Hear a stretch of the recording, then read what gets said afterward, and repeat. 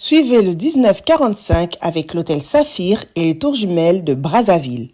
Ce journal vous est offert par Olympique Palace Hotel. 1945, Judicaël Moussirou.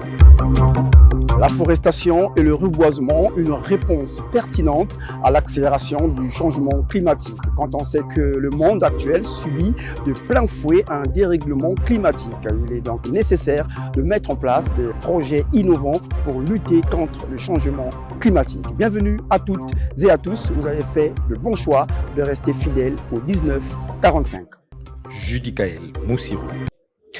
Le Congo-Brazzaville, en Afrique centrale, s'active grâce au leadership de son Excellence, le président Denis Sassou Nguesso. La première conférence internationale sur l'afforestation et le reboisement au Centre international de conférence de Kintélé, une initiative annoncée lors de la COP27 en Égypte par le même Denis Sassou Nguesso. Nous avons tendu notre micro au ministre des Petites et Moyennes Entreprises, Madame Lydia Mikolo. Elle a réagi face à cette grande messe de biodiversité. On l'écoute.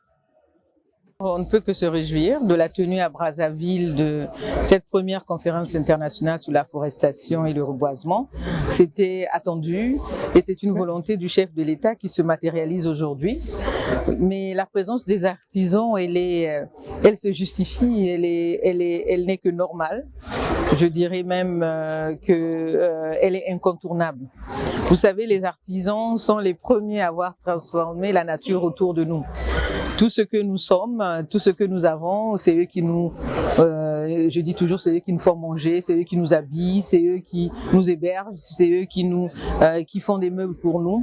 Et les artisans sont les premiers acteurs de la transformation du bois. Ce sont les premiers acteurs de la transformation des produits de la nature. Et ils jouent un rôle important dans l'économie forestière et dans l'économie verte. Et vous allez constater ici que la plupart de nos artisans utilisent nos matériaux locaux. Ils n'importent pas, c'est la plupart du temps des matériaux locaux.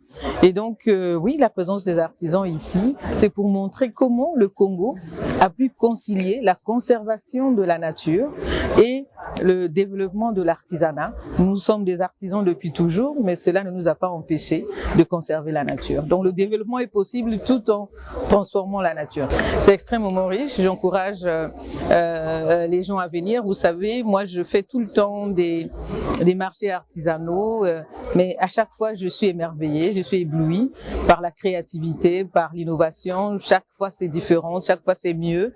On voit qu'au contact, justement, de l'exigence du client et au contact de l'expérience des autres pays, nos artisans africains et congolais en particulier s'améliorent de jour en jour, sont beaucoup plus exigeants avec eux-mêmes en matière de qualité, en matière de finition. Et donc, aujourd'hui, je m'étonne qu'il y ait encore des gens qui veulent aller chercher des jus naturels ailleurs, alors que nous en avons, nos artisans, on fabrique des très bons, et des chips, des biscuits, des bonbons, tout ce dont on peut avoir besoin pour grignoter au quotidien, mais aussi transforme même les meubles, les produits décoratifs, l'habillement.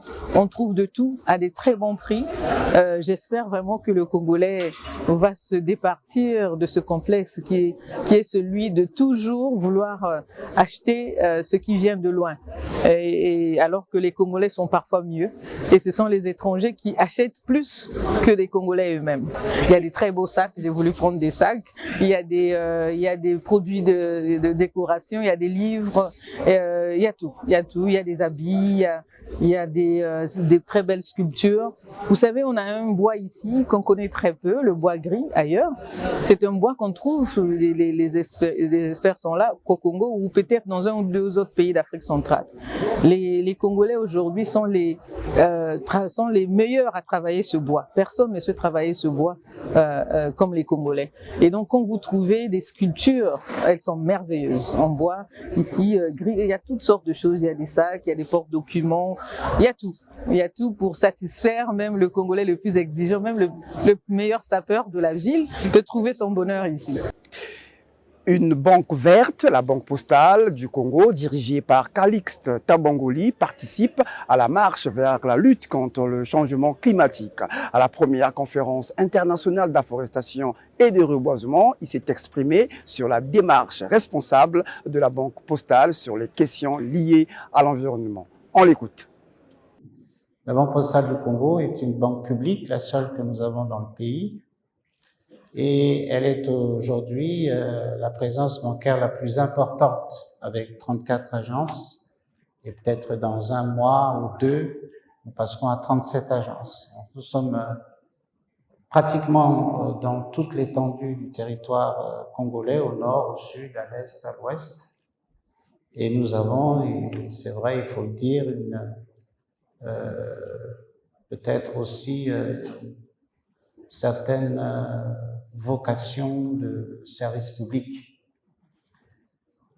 Nous avons donc depuis un certain temps, un certain nombre d'années, pris conscience. Alors, la prise de conscience, elle est essentielle par rapport à ce qui se passe aujourd'hui.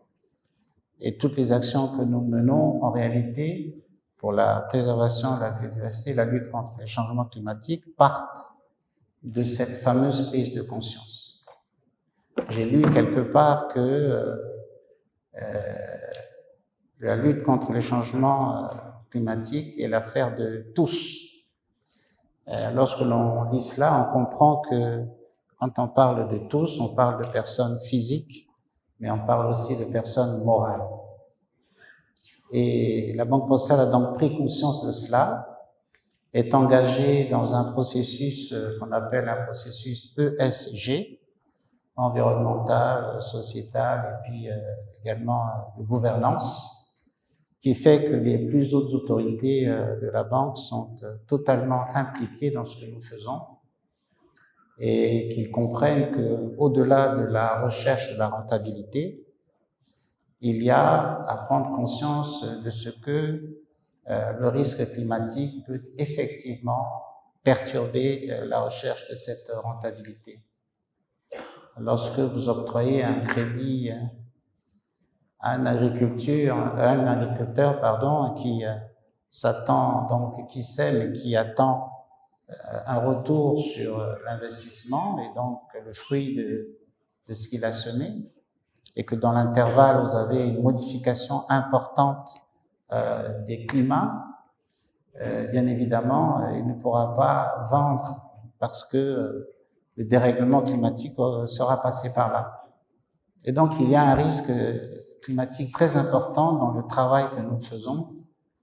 Et cela, je crois, nous en rendons compte pratiquement de manière quotidienne. Nous avons donc une institution qui est une institution responsable et une institution citoyenne. Et nous avons commencé pratiquement depuis 2027, lorsque cette question d'afforestation et de déforestation s'est posée. Nous étions présents en Égypte.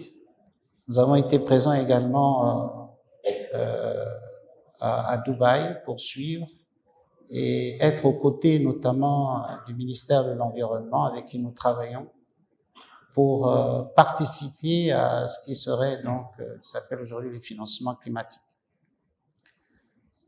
Nous avons posé un certain nombre d'actes, notamment au mois de mai dernier, où de manière, je dirais, très très modeste, parce que lorsque je vois les étendues et j'entends les étendues qui sont aujourd'hui évoquées, notamment dans le projet qui sera certainement développé ici, engagé par la SNPC, qui est un énorme projet par rapport à ce que nous faisons, qui est très très modeste, avec, au mois de mai dernier, disais-je, les 10 hectares sur lesquels nous avons planté les acacias. C'est vrai que c'est assez, ça donne des complexes lorsqu'on écoute ce qui se fait du côté de la SNPC avec le fameux projet Eco-Zamba, je crois. Mais nous sommes conscients aussi qu'il est important de poser ces actes-là, même s'ils sont minimes. Je pense que lorsque, à titre individuel ou dans un cadre plus général, on a planté un arbre, on doit avoir conscience qu'on a réalisé quelque chose en faveur de l'humanité. Nous avons donc fait cette action avec le concours très précieux du PRONAR, qui nous a accompagnés et soutenus pour cela. Et nous en sommes, il faut le dire, nous n'en sommes pas peu fiers. Nous allons poursuivre ce genre d'activité parce que nous avons des objectifs que nous souhaitons atteindre. Et au-delà du planting qui a été réalisé, il faut dire que ces deux ou trois axes que nous avons visés, puisque nous continuons à suivre le résultat de ce planting et que nous avons également signé des engagements pour permettre, et on le disait tout à l'heure, je pense, il y a un panéliste qui disait que c'est très bien de planter, mais si l'on peut faire participer des sociétés, les sociétés humaines, je veux dire par là, permettre aux personnes à faible revenu ou à celles qui n'en ont absolument pas, de pouvoir s'engager sur des activités qui permettent de générer des revenus, eh bien, ça serait encore bien, et c'est ce que nous avons fait, puisqu'il y a dans le secteur de Gambo-Mingali, où nous avons fait ces plantings, il y a un certain nombre de personnes qui sont impliquées, qui vont faire de l'agriculture, et il y a également des jeunes, ça tombe très bien, c'est l'année de la jeunesse, qui seront impliqués pour la culture notamment du miel. Donc ça, c'est vraiment des choses que nous faisons avec le PRONAR et nous en sommes très très fiers. Nous avons engagé un processus d'accréditation directe du Fonds vert pour le climat afin de financer des projets durables. Et nous avons également déployé un système de gestion de l'environnement avec comme référentiel la norme ISO 14001, d'où la politique environnementale approuvée par notre conseil d'administration le 11 décembre dernier et publiée par exemple sur notre site internet. Nous visons également pour cette fin d'année, nous avons l'intention d'adhérer au principe pour une banque responsable au programme des Nations Unies pour l'environnement. C'est autant d'actions que nous menons et qui mettent en avant l'importance que nous accordons à ces questions. À la fin de ce 1945, vous suivrez en partie magazine l'interview exclusive du directeur général de la Banque postale du Congo. 1945. La suite de l'actualité 2024, année de la jeunesse, les jeunes justement s'activent et certains se lancent dans l'entrepreneuriat. Par exemple, à Pointe-Noire, notre reporter belge Pambou a assisté à une rencontre entrepreneuriale. Images et commentaires. À chaque métier, ses avantages, ses inconvénients et ses difficultés. Rien ne s'obtient et s'entreprend dans la vie facilement sans passer par certaines épreuves. À en croire, le jeune Mignon Mabika, entrepreneur et fabricant des produits d'entretien au Congo, plus précisément à Pointe-Noire. Voici quelques difficultés rencontrées au quotidien par notre jeune entrepreneur. Nous sommes sur place, nous fabriquons déjà. Le problème, c'est que nous rencontrons un certain nombre de difficultés, notamment le plus flagrant, c'est donc le problème du packaging que nous avons ici. Donc le produit que vous voyez ici est disponible, mais seulement nous ne pouvons pas mettre cela à disposition parce que nous ne disposons pas du packaging nécessaire. Dans la foulée, ce jeune entrepreneur formé dans la gestion d'entreprise et de l'entrepreneuriat lance un cri d'alarme aux autorités et individualités qui peuvent le parrainer. Nous demandons à toutes les personnes possibles, ceux qui peuvent soutenir les projets de jeunes, de venir vers nous pour nous aider donc à acquérir des machines, des équipements pour pouvoir satisfaire la clientèle. Et aux jeunes, encore sur le toit parental, Mignon Mabika, fabricant des produits d'entretien, leur adresse ce message. Aux jeunes, je dirais qu'il ne faut plus compter sur l'État-providence, là où tout est donné. Ici aujourd'hui, nous sommes au XXIe siècle, quitte à nous de pouvoir aussi prendre en charge notre évolution, notre épanouissement personnel pour pouvoir changer de côté, c'est-à-dire pour notre croissance personnelle. Entreprendre, c'est être indépendamment financier. Entreprendre, c'est participer à l'évolution de l'économie de la nation. Dans le reste de l'actualité africaine, le scrutin de samedi en Mauritanie s'est soldé par la victoire du président sortant Mohamed Ould Ghazouani, selon la commission électorale. Un résultat contesté par son principal opposant, Biram Daï Abed. Et en Tunisie, les élections présidentielles fixées au 6 octobre. Regardez. En Mauritanie, 3 personnes ont trouvé la mort à l'occasion des manifestations populaires de lundi contre les résultats des récentes élections présidentielles. Le ministère de l'Intérieur a indiqué que les forces de sécurité ont dû faire face à des manifestations à Kaïdi, ville à forte population noire et acquise à l'opposition dans le sud du pays. Des heurts ont aussi éclaté dans les villes de Nouadhibou, Rosso Zouéra et Bogué, et également des bastions de l'opposition. Selon les autorités, plusieurs autres personnes auraient été blessées lors d'affrontements avec les forces de l'ordre. L'accès à Internet mobile a été bloqué mardi et les autorités sont à la recherche des auteurs des violences. Le scrutin de samedi s'est soldé par la victoire du président sortant Mohamed Ould Ghazouani, selon la commission électorale, un résultat contesté par son principal opposant Biram Daï Abed.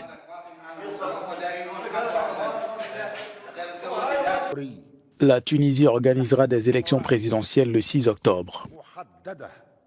C'est un communiqué de la présidence tunisienne qui l'a annoncé mardi, sans préciser si le président Kais Saïed brigue un nouveau mandat lors de ce scrutin. Kais Saïed, 66 ans, est au pouvoir depuis 2019, dirige la Tunisie d'une main de fer, depuis qu'il s'est octroyé les pleins pouvoirs le 25 juillet 2021, en limogeant son Premier ministre, suivi du gel du Parlement. Le président a fait adopter une nouvelle constitution en 2022 dans ce pays initiateur du printemps arabe qui a remporté le président Ben Ali. La date de la prochaine élection est indiquée par décret présidentiel, alors que les principaux opposants sont incarcérés, notamment le chef du parti islamo-conservateur Ennahda, Rachid Ghannouchi, et la présidente du parti des Tauriens libres, Abir Moussi. Voilà, c'est la fin de ce 1945. Nous étions au Centre international de Kintélé où se déroule la première conférence internationale sur l'afforestation et le reboisement. Vous étiez nombreux à nous suivre depuis Douala au Cameroun. Bonne suite des programmes sur C-Direct. Bonsoir. Chaque jour, des hectares de forêt disparaissent. La déforestation entraîne la perte d'habitat naturel pour de nombreuses espèces, la dégradation des sols, l'augmentation des émissions de CO2 dans l'atmosphère et la diminution de la qualité de l'air que nous respirons. Ensemble, nous pouvons œuvrer pour étendre la couverture forestière mondiale au travers des plantations forestières et agroforestières, préserver notre diversité et lutter contre le changement climatique. La Conférence internationale de l'afforestation et du reboisement, CIAR, lance la décennie mondiale de l'afforestation, une initiative de son Excellence Denis Sassou Nguesso, président de la République du Congo, à la 27e conférence des parties à la Convention cadre des Nations Unies sur les changements climatiques, COP27. Rejoignez-nous à la CIAR à Brazzaville du 2 au 5 juillet 2024 au centre des conférences de Kintélé. Inscription sur www.ciar-damar.org et devenez acteur du changement. Votre engagement est capital pour laisser un monde sain aux générations futures. Rencontrez des experts internationaux, des scientifiques, des militants environnementaux, des décideurs politiques et des communautés locales. Tous réunis pour partager leurs connaissances, leurs expériences et leurs solutions. Rejoignez-nous à la CIAR. Partenaire. Depuis Dubaï jusqu'à maintenant, la Banque Postale a proposé un certain nombre d'actes, je pense des actes forts pour montrer notre détermination à suivre l'orientation qui a été tracée par le premier des citoyens, par le président de la République, dont on connaît la sensibilité sur ces questions-là. Nous avons, au mois de mai dernier, avec le concours du Pronard, nous avons sur 10 hectares planté des acacias, plantes d'acacias. Et il ne s'agissait pas seulement d'une action de planting, parce que derrière, pour nous, c'était de faire en sorte que les populations autochtones puissent également engager des actions génératrices de revenus. Et donc, nous avons permis à un certain nombre de jeunes sœurs, de jeunes femmes, de mamans, de pouvoir entamer des actions d'agriculture sur ces portions de terre. Et nous avons aussi, parce que c'est l'année de la jeunesse, comme vous le savez, permis à des jeunes que nous avons identifiés qui vont pouvoir, d'ici quelques temps, procéder au traitement du miel qui pourra être collecté à partir de ces plantations. Donc, on peut dire que c'est 3 actions en une: aller vers la préservation de la biodiversité, aider nos jeunes mamans à avoir des sites où ils pourront faire de l'agriculture et avoir des activités génératrices de revenus, et également s'occuper des jeunes à travers justement la production de miel, la vente, la commercialisation de miel. C'est une action, encore une fois, je tiens à souligner, avec en concours avec le PRONA, qui nous appuie et qui souligne cela. Nous avons aussi engagé une action qui semble fonctionner. Notre agence de Kulunda aujourd'hui est pratiquement une agence qui fonctionne à l'énergie propre, avec notamment l'installation d'un système qui permet de ne pas consommer ni d'électricité directe de caressée, ni du gasoil à travers les groupes électrogènes. Tout cela participe des efforts que nous faisons dans le cadre de notre responsabilité sociétale. Donc, il y a d'autres actions qui sont en cours et qui vont nous permettre demain de pouvoir montrer, en tout cas afficher notre ferme volonté à accompagner les pouvoirs publics dans les efforts qu'ils font pour pouvoir combattre justement les changements climatiques. Nous sommes en partenariat avec 2 ministères, le ministère de l'Environnement, dont vous connaissez le ministre, Madame Soudan Nono, mais également le ministère de l'économie forestière, avec lequel nous avons donc travaillé sur le site de Bambo Mingali. Et cela veut dire aussi que nous allons de manière prépondérante mettre l'accent sur ceux qui viennent chercher, qui ont besoin de financement, sur des activités qui influent sur cette lutte-là contre les changements climatiques. Je l'ai dit tout à l'heure, pour les entreprises, par exemple, qui travaillent sur la vente ou la commercialisation de tout ce qui est cellules photovoltaïques qui permettent justement d'aller vers l'énergie verte avec les modestes moyens, j'insiste là-dessus, qui sont les nôtres. Nous ne sommes pas une très très grosse banque, nous sommes une banque de proximité. Nous avons donc le souci des personnes à faible revenu, mais nous pensons que nous avons un rôle à jouer, qui est un rôle, je pense, qui demain permettra d'être fiers de ce que nous faisons. Parce qu'en réalité, voyez-vous, ce sont 2 activités qui sont, je dirais, complémentaires. L'activité qui est supervisée par le ministère de l'Environnement et celle qui est supervisée par le ministère de l'économie forestière. Voilà pourquoi nous sommes sur les 2 axes, parce que ces 2 ministres, ces 2 ministères contribuent justement de manière forte, on le voit aujourd'hui, de manière forte à faire reculer les changements climatiques. Alors la suite, c'est de pouvoir faire en sorte, notamment en ce qui nous concerne nous, j'ai parlé de l'agence de Kulunda, mais de faire en sorte que sur les 34 agences que nous avons, c'est un travail de longue haleine, nous puissions avoir de plus en plus d'agences qui soient approvisionnées en électricité renouvelable. Ça, c'est un très très grand projet. C'est aussi de travailler avec les 2 ministères pour aller vers ce qu'on a évoqué tout à l'heure, l'accréditation.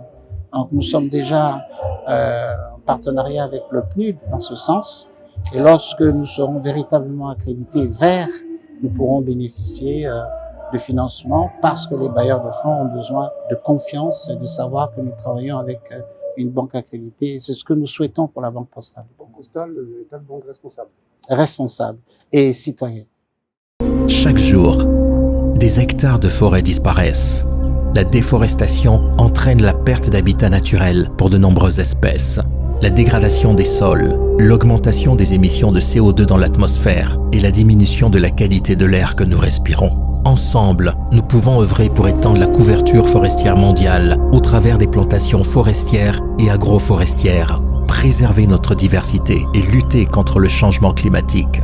La Conférence internationale de l'afforestation et du reboisement CIAR lance la décennie mondiale de l'afforestation, une initiative de son Excellence Denis Sassou Nguesso, président de la République du Congo, à la 27e conférence des parties à la Convention cadre des Nations Unies sur les changements climatiques COP27. Rejoignez-nous à la CIAR à Brazzaville du 2 au 5 juillet 2024 au centre des conférences de Kintélé. Inscription sur www.ciar-damar.org et devenez acteur du changement. Votre engagement est capital pour laisser un monde sain aux générations futures. Rencontrez des experts internationaux, des scientifiques, des militants environnementaux, des décideurs politiques et des communautés locales. Tous réunis pour partager leurs connaissances, leurs expériences et leurs solutions. Rejoignez-nous à la CIAR. Partenaires.